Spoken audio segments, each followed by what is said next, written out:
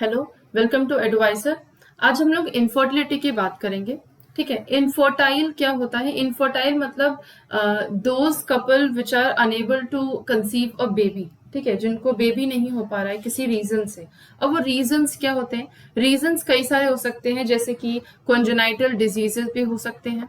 ठीक है, congenital diseases, या फिर किसी वजह से कोई इम्यूनोलॉजिकल इफेक्ट हो रहा है। ठीक है, इम्यूनोलॉजिकल कोई प्रॉब्लम है, या फिर किसी तरीके से कोई साइकोलॉजिकल प्रॉब्लम है। साइकोलॉजिकल प्रॉब्लम है। ठीक है, ये सारे प्रॉब्लम्स भी हो सकते हैं।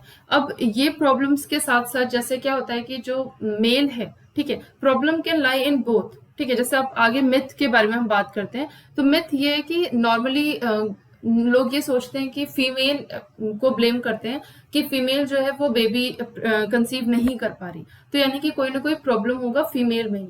देखिए, प्रॉब्लम दोनों में ही हो सकता है। ठीक है, मेल और फीमेल दोनों में ही प्रॉब्लम हो सकता है। Problem can lie in both of the gender. ठीक है, जैसे मेल के प्रॉब्लम की बात करते हैं तो स्पर्म काउंट कम हो सकता है। ठीक है, जिसको आप लोग कहते हैं लो स्पर्म काउंट या ओलिगोस्पर्मिया। ठीक है, लो स्पर्म काउंट हो सकता है, ये मेल की बात कर रहे हैं हम लोग। ठीक है, उसके साथ स्पर्म की जो मोबिलिटी होती है, ठीक है, जिस जो मूव कराता है उसको, तो मोबिलिटी जो है वो शायद उसका डिक्रीज है। ठीक है, या जो कैपेसिटी है फर्टिलाइज करने की, capacity to fertilize an ovum, उसको वो जो कैपेसिटी है वो उसमें नहीं हो, उस स्पर्म में नहीं हो। ठीक है, अगर ये सारे रीजंस होते हैं तो मेल जो है वो इनफर्टाइल कहलाता है। ठीक है, इसी तरीके से जो फीमेल्स हैं, जो फीमेल्स का जो ओवरी है वो ओवम रिलीज नहीं कर पा रहा। ठीक है, ओवम ही रिलीज नहीं हो रहा, तो यहाँ पे जब ओवम ही नहीं रहेगा तो फर्टिलाइज तो होगा ही नहीं, सवाल ही नहीं उठता। ठीक है, दूसरा, फर्टिलाइजेशन जो एबिलिटी है वो इसके फेलोपियन ट्यूब में बेटर नहीं है। ठीक है, यानी कि फर्टिलाइजेशन नहीं हो पा रहा है फेलोपियन ट्यूब में, यहाँ भी प्रॉब्लम हो सकता है। ठीक है, थर्ड, जो आपका यूटेरस है, उस यूटेरस में ही ऐसा एनवायरनमेंट ही नहीं बन पा रहा है कि इम्प्लांटेशन हो जाए, या यूटेरस का जो एनवायरनमेंट है वो बेबी को कंसीव करने के लिए नहीं बना। ठीक है, तो इस तरीके से जो रीजंस हो जाते हैं उसके वजह से मेल या फिर फीमेल दोनों ही इनफर्टाइल होते हैं और ऐसे कपल्स को बेबी नहीं हो पाता। ठीक है, तो हमारे जो हेल्थ केयर यूनिट्स है, यानी कि जो इनफर्टिलिटी क्लिनिक्स हैं, उन्होंने बहुत सारे ऐसे टेक्निक्स लेके आए हैं जिसके थ्रू ऐसे कपल्स भी बेबी को प्रोवाइड कर सकते हैं, यानी कि प्यार दे सकते हैं उन बच्चों को। जैसे कि ART क्या होता है? Assisted reproductive technology. Assisted reproductive technology. ठीक है, ये असिस्टेड रिप्रोडक्टिव टेक्नोलॉजी क्या होता है? इसमें क्या है, हम किसी टेक्नोलॉजी के थ्रू हम फर्टिलाइजेशन करवा रहे हैं। ठीक है, किसी टेक्नोलॉजी के थ्रू फर्टिलाइजेशन हो पा रहा है, या फिर एम्ब्रियो का ट्रांसफर हो जा रहा है। ये सारी चीजें आप आगे इसमें कई सारे एग्जांपल्स पढ़ोगे, जैसे असिस्टेड रिप्रोडक्टिव टेक्नोलॉजी में कई सारे एग्जांपल, जैसे कि गिफ्ट हो गया, ठीक है, जिफ्ट हो गया, ICSI है, IUT है, या एम्ब्रियो ट्रांसफर है। ये सारी चीजें जो है असिस्टेड रिप्रोडक्टिव टेक्नोलॉजी के अंतर्गत आती है। ठीक है, सारी चीजों को समझेंगे, लेकिन थोड़ा सा समझ लीजिए कि एम्ब्रियो ट्रांसफर क्या होता है। देखिए, इन विट्रो फर्टिलाइजेशन, जिसको मैं आगे डिटेल में समझाऊंगी, बट फिलहाल इन विट्रो फर्टिलाइजेशन क्या होता है? जब फर्टिलाइजेशन लैब कंडीशन में हो। ठीक है, तो फर्टिलाइजेशन लैब कंडीशन में हो रहा है, एंड फर्टिलाइजेशन के बाद क्या बनता है? जाइगोट। जाइगोट के बाद क्या बन रहा है? एम्ब्रियो। तो इस एम्ब्रियो का ट्रांसफर हो इनटू फेलोपियन ट्यूब और इनटू द यूटेरस, कहीं भी ट्रांसफर हो रहा है, तो ये जो ट्रांसफर है ना, इसी प्रोसेस को हम कहते हैं embryo transfer. Embryo transfer, ET। Options में कई बार ये भी दिया जाता है।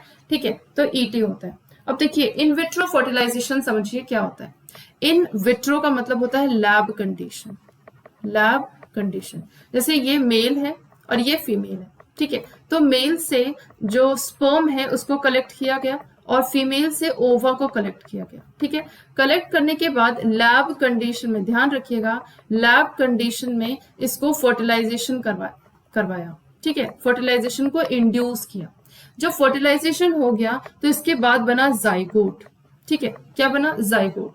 अब ये जो जाइगोट है उसको, जब ये जाइगोट ये जाइगोट एम्ब्रियो बन जाएगा, यानी कि इस जाइगोट को ट्रांसफर किया गया इनटू द, मान लीजिए फेलोपियन ट्यूब में ट्रांसफर किया या मान लीजिए यूटेरस में ट्रांसफर किया। ठीक है, आगे समझाऊंगी कि किस कंडीशन में फेलोपियन ट्यूब में ट्रांसफर करते हैं और किस कंडीशन में यूटेरस में ट्रांसफर करते हैं। ठीक है, तो जिसमें भी ट्रांसफर किया गया उसके बाद का जो कंडीशन होता है वो फीमेल यानी कि वो जो वाइफ है उसकी वोम्ब में होता है, यानी कि यहां से जो कंडीशन हो जाएगा वो इन वीवो कंडीशन हो जाएगा। इन वीवो कंडीशन का मतलब होता है जो नेचुरल कंडीशन होता है, यानी कि जो नॉर्मल चल रहा है कंडीशन उस तरीके से। ठीक है, फेलोपियन ट्यूब में डाल दिया, किसमें, जो फीमेल है उसके फेलोपियन ट्यूब में डाला, और वहां से ये जो जाइगोट है उसका फर्दर डेवलपमेंट बहुत ही नॉर्मल चलेगा, पार्टुरेशन बहुत ही नॉर्मल, यानी कि यहाँ से जो प्रेगनेंसी है वो एकदम नॉर्मल चलेगी। लेकिन यहाँ तक जाइगोट बनने तक हमने लैब कंडीशन का यूज किया है, इस वजह से इस टाइप के टेक्निक को हम इन विट्रो फर्टिलाइजेशन या इन विट्रो टेक्निक कहते हैं। ठीक है, अब देखिए यहाँ पे जो आपका इन विट्रो फर्टिलाइजेशन में जो जाइगोट बना है, ठीक है, इस जैसे ही जाइगोट बनता है, आपको लास्ट टू लास्ट क्लास जब हमने समझाया था कि जाइगोट बनने के बाद वो क्लीवेज अटेन करता है। ठीक है, और इस क्लीवेज में वो मान लीजिए कि 8 ब्लास्टोमर्स तक बन गया, तो अगर 8 ब्लास्टोमर्स तक बन गया है, यानी कि क्लीवेज अगर 8 ब्लास्टोमर की स्थिति में है, टिल 8 ब्लास्टोमर, इस वाली स्थिति में हम उस जाइगोट को कहाँ ट्रांसफर करेंगे, into the fallopian tube, into fallopian tube. इस टाइम पे जब हम इसको फेलोपियन ट्यूब में ट्रांसफर कर रहे हैं, यानी कि जो जाइगोट 8 ब्लास्टोमर स्टेज में है उसको हमने कहाँ ट्रांसफर किया, यहाँ। तो जब यहाँ ट्रांसफर किया, फीमेल के फेलोपियन ट्यूब में ट्रांसफर किया, तो इस प्रोसेस को हम कहते हैं जिफ्ट। क्या कहते हैं, gift, zygote intrafallopian transfer. Zygote का ट्रांसफर हुआ है, इंट्राफेलोपियन का मतलब होता है फेलोपियन के अंदर, इंट्राफेलोपियन ट्रांसफर हुआ है। ठीक है, दैट इज जिफ्ट। अब इस यही जाइगोट, मान लीजिए ये 8 ब्लास्टोमर्स से ऊपर इसका क्लीवेज हो गया, यानी कि मोर देन 8 ब्लास्टोमर्स हो गया, मोर देन 8 ब्लास्टोमर्स, चांसेस है ना कि 8 ब्लास्टोमर्स से ज्यादा भी क्लीवेज हो सकता है, क्योंकि क्लीवेज तो पूरा चलता है 64 यहाँ तक चलता है। तो 8 ब्लास्टोमर से ज्यादा अगर क्लीवेज हो जाता है, तो अब इसको फेलोपियन ट्यूब में ना डाल के अब इसको कहाँ ट्रांसफर किया जाता है, इसको यूटेरस में ट्रांसफर किया जाता है, यहाँ पे। ठीक है, इनटू यूटेरस। ठीक है, अब इसको यूटेरस में ट्रांसफर कर रहे हैं। ठीक है, तो इस प्रोसेस को जब उसको यूटेराइन कंडीशन में, यूटेराइन एरिया में जब उसको ट्रांसफर करते हैं, तो इस प्रोसेस को हम कहते हैं IUT, इंट्रा यूटेराइन ट्रांसफर। ठीक है, ये लिखा है इंट्रा यूटेराइन ट्रांसफर। तो इंट्रा यूटेराइन ट्रांसफर में क्या है, यूटेरस में ट्रांसफर हुआ है। ठीक है, ये चीज है, ये दो चीज आपको समझ में आई होगी आई गेस। ठीक है, इंट्रा यूटेराइन ट्रांसफर यानी कि यूटेरस में ट्रांसफर होने के बाद वो नॉर्मल डेवलपमेंट करेगा, नॉर्मल उसका जो है इम्प्लांटेशन होगा in this endometrium, normal development होगा जैसे किसी नॉर्मल बेबी का होता है। ठीक है, तो यहाँ पे ये दो चीज आपको समझ में आ गई होंगी, जिफ्ट और IUT। अब इसके साथ साथ और भी पूछते हैं, गैमीट इंट्राफेलोपियन ट्रांसफर यानी कि गिफ्ट। ठीक है, गिफ्ट यहाँ पे क्या होता है कि यहाँ पे transfer of an ovum collected from donor. जैसे मान लीजिए कि कोई फीमेल है, इस ओवरी से ओवम जो है वो ही रिलीज नहीं हो रहा। ठीक है, ओवरी से ओवम ही रिलीज नहीं हो रहा, यानी कि एग रिलीज नहीं हो रहा। ठीक है, तो अगर एग ही रिलीज नहीं होगा तो यहाँ से स्पर्म अगर आया भी है तो फर्टिलाइजेशन तो नहीं हो पाएगा। ठीक है, तो हम क्या करते हैं, किसी डोनर फीमेल से हमने क्या किया, ओवम को कलेक्ट किया और उसको ट्रांसफर किया इनटू द जो भी मदर है। ठीक है, उसको ट्रांसफर किया मदर में, मदर की वोम्ब में। मदर की वोम्ब में इसको कहाँ ट्रांसफर करेंगे, मदर की वोम्ब में उसको फेलोपियन ट्यूब में ट्रांसफर किया, यानी कि यहां से हमने किधर लेके आए इसको, जो फेलोपियन ट्यूब है वहां पे हमने इस ओवम को ट्रांसफर कर दिया। ठीक है, ओवम को यहाँ ट्रांसफर करने का क्या रीजन है, क्योंकि फर्टिलाइजेशन यही होता है। तो यहाँ से स्पर्म आएगा और इसको फर्टिलाइज कर देगा। जब इसको फर्टिलाइज करेगा तो ये नॉर्मल ओवम जो है, नॉर्मल जो होता है आपका डेवलपमेंट, उसी तरीके से इस ओवम में क्लीवेज होगा। ये धीरे धीरे यहाँ पे यूट्रस में आएगा और यहाँ पे इम्बेड कर जाएगा इनटू द एंडोमेट्रियम और नॉर्मल डेवलपमेंटल प्रोसेस चलेगा। ठीक है, तो यहाँ पे क्या है, हमने पूरे के पूरे गैमीट को ही फेलोपियन ट्यूब में ट्रांसफर कर दिया है, फेलोपियन ट्यूब के अंदर ट्रांसफर कर दिया है। इसलिए इस प्रोसेस को हम क्या कहते हैं, गैमीट इंट्राफेलोपियन ट्रांसफर। ठीक है, ओके। सो आगे बढ़ते हैं। हाँ, इसके साथ ही आपको एक चीज और समझा देती हूँ, आईसीएसआई। आईसीएसआई क्या होता है कि इसका फुल फॉर्म है intra cytoplasmic sperm injection. Intra cytoplasmic sperm injection. देखिए, अभी तक आपने जो पढ़ा उसमें फीमेल्स में कोई प्रॉब्लम थी, यहाँ पे आईसीएसआई जो है वो मेल से रिलेटेड प्रॉब्लम है। ठीक है, मेल में स्पर्म काउंट हो सकता है लो हो, ठीक है, या फिर मेल का जो स्पर्म की जो मोबिलिटी है वो बेहतर नहीं है, या फिर वो इनफर्टाइल है, या फिर वो इंसेमिनेट नहीं कर पा रहा। ये सारे रीजंस जो हैं, इन सारे रीजंस के वजह से जो मेल पार्टनर है वो इनफर्टाइल होगा। ठीक है, जब मेल पार्टनर इनफर्टाइल होगा तो हम क्या करेंगे, उस मेल से जो स्पर्म है, ठीक है, वो लो स्पर्म काउंट भी है लेकिन कुछ तो स्पर्म रिलीज कर रहा है, तो वो जो स्पर्म है उसको हम लोग कलेक्ट कर लेंगे। ठीक है, उसको कलेक्ट किया और जो नॉर्मल फीमेल है उसके ओवम में जाके डायरेक्टली इंजेक्ट कर दिया। ठीक है, उसके ओवम में जाके डायरेक्टली इंजेक्ट कर दिया।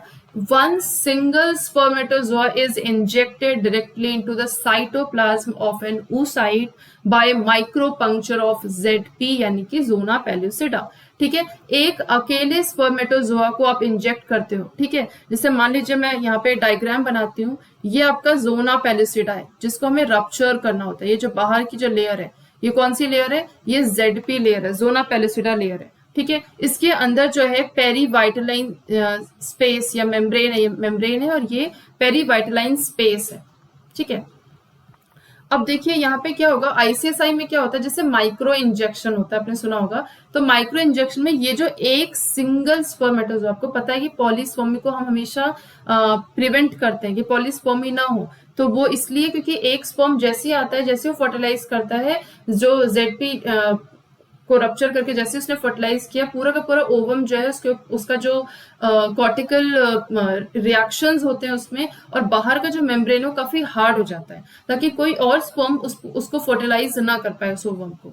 ठीक है, तो इसीलिए हम यहाँ भी एक सिंगल स्पर्म को ही इंट्रोड्यूस करते हैं और फर्टिलाइज करते हैं इस पर्टिकुलर ओवम को। ठीक है, ये जो टेक्नोलॉजी होती है, इस टेक्नोलॉजी को हम लोग कहते हैं माइक्रो असिस्टेड टेक्नोलॉजी। क्या कहते हैं, micro assisted technology, micro assisted technology. ठीक है, यहाँ पे हम स्पर्म कहाँ से लेके आ रहे हैं, स्पर्म हम लोग या तो उस डोनर से लेके आ रहे हैं जो हस्बैंड है उनसे, या फिर टेस्टिकुलर टेसे यानी कि टेस्टिकुलर स्पर्म एक्सट्रैक्शन, उन्हीं में हम लोग ये एक्सट्रैक्शन करेंगे और स्पर्म को कलेक्ट करेंगे और ये सारे ये टेक्निक्स करेंगे। तो इस टेक्निक का नाम है आईसीएसआई। ठीक है, अब एक चीज आपको स्टार्टिंग में मैंने बताया था, जो इन विट्रो फर्टिलाइजेशन। ठीक है, तो इन विट्रो फर्टिलाइजेशन में आपको पता होना चाहिए कि जो फर्स्ट टेस्ट ट्यूब बेबी है, ठीक है, फर्स्ट टेस्ट ट्यूब बेबी, ठीक है, फर्स्ट टेस्ट ट्यूब बेबी का नाम क्या है, Louise Joy Brown. Louise Joy Brown. Louise Joy Brown का जो जन्म है वो हुआ था ऑन 25 जुलाई 1978। ठीक है, कहाँ पे हुआ था, इंग्लैंड में। सबसे पहले इंग्लैंड में टेस्ट ट्यूब बेबी हुआ था। टेस्ट ट्यूब बेबी आपको पता है, इन विट्रो फर्टिलाइजेशन, यही टेक्निक उसमें भी होती है। स्पर्म जो है उसको हमने कलेक्ट किया है फ्रॉम मेल, ओवा को कलेक्ट किया फ्रॉम फीमेल, फर्टिलाइजेशन हुआ लैब कंडीशन में, एंड देन नॉर्मल जो है उसको इम्प्लांट कर दिया इनटू द फेलोपियन ट्यूब। तो यहाँ पे सॉरी फर्टिलाइजेशन हो गया है तो यूटरस में ट्रांसफर कर दिया उसको। तो ये जो आपका तरीका है, लैब कंडीशन में चीजें हुई हैं, इसलिए इसको इन विट्रो फर्टिलाइजेशन कहते हैं। और ऐसे बेबी को टेस्ट ट्यूब बेबी, सिर्फ एक वर्ड पे मत जाइए, टेस्ट ट्यूब में नहीं जन्म होता है इस बच्चे का। एक तरीके से मिथ है, मिसकंसेप्शन है, ये नाम से लोगों को मिसकंसेप्शन होता है, बट बच्चा जो है नॉर्मल डिलीवरी होती है, नॉर्मल डेवलपमेंट होता है, बस उसका फर्टिलाइजेशन जो है वो लैब कंडीशन में हो रहा है, इसलिए ये नाम दिया जाता है। ठीक है, तो आई होप आपको in vitro fertilization, test tube baby, उसके साथ साथ ZIFT that is zygote intrafallopian transfer, intra uterine transfer and उसके साथ साथ गैमीट इंट्राफेलोपियन ट्रांसफर, ICSI समझ में आया होगा। ठीक है, थैंक यू।